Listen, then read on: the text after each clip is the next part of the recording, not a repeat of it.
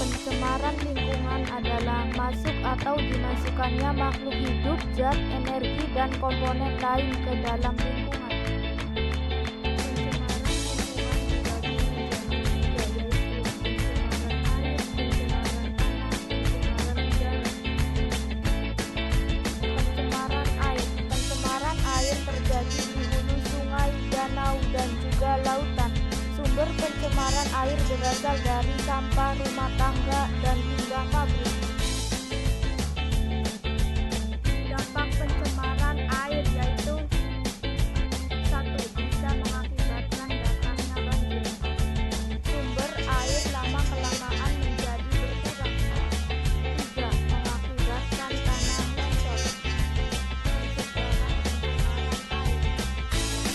1. Penggunaan pupuk organik dan kompos sebagai pengganti pupuk buatan pabrik.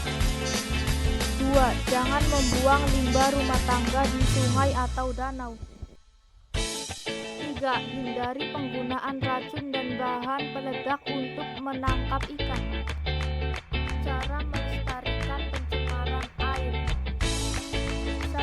Menjaga lingkungan. Dengan menjaga lingkungan, maka air di sekitar kehidupan kita tidak akan mudah tercemar. 2. Mengurangi penggunaan air. Penggunaan air secara boros dan tidak bertanggung jawab akan mengakibatkan kekeringan. 3. Membuang sampah pada tempatnya. Pencemaran tanah. Pencemaran tanah adalah adanya bahan kimia beracun, polutan atau kontamina dengan konsentrasi yang cukup tinggi di dalam tanah sehingga berpotensi menimbulkan dampak gangguan kesehatan manusia dan ekosistem. Dampak pencemaran tanah yaitu 1. Mengurangi kesuburan tanah. Tanah yang tercemar akan menurunkan kesuburan pada tanah itu sendiri. 2. Menyebabkan pencemaran pada udara. Pencemaran tanah juga akan berdampak pada pencemaran udara karena zat yang mencemari tanah, misalnya sampah. Pencegahan pencemaran tanah. 1. Menumbuhkan kesadaran untuk membuang sampah pada tempatnya. 2. Limbah deterjen tidak dibuang ke tanah.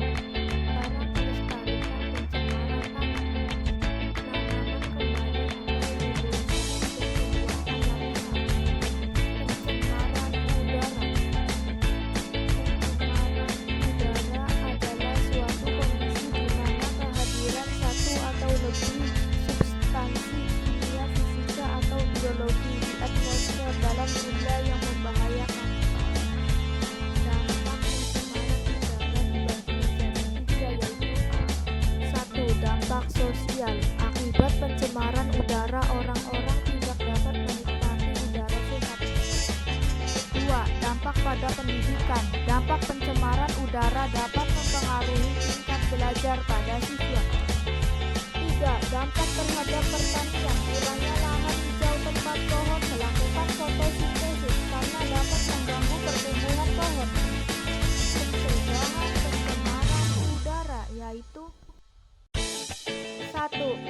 Penghijauan dan reboisasi. Penghijauan dan reboisasi dapat menurunkan polusi udara oleh CO2.